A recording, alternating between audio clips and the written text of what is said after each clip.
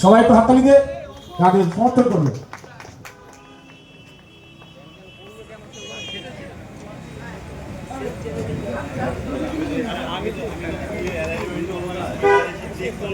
আমি নীলবতাকে কিছু বলার জন্য অনুরোধ করছি।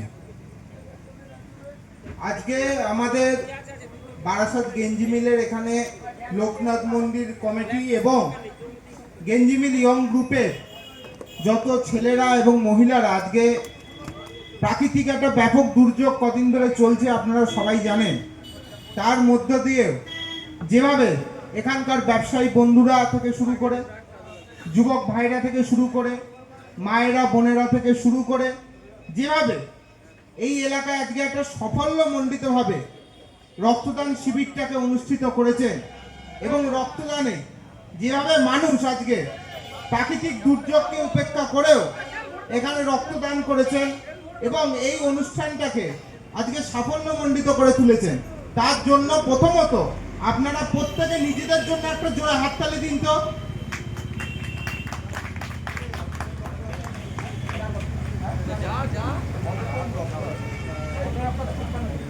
এবং 53 জন রক্তদাতা আজকে ঝড় বৃষ্টি অধিকাংশ জায়গায় আমাদের বারাসাতের জল জমে, তার মধ্যে থেকেও যেভাবে রক্তদাতারা এগিয়ে এসে রক্ত দিয়েছেন, কারণ আজকে আপনারা প্রত্যেকে জানেন রক্তদান একটা মহৎ দান।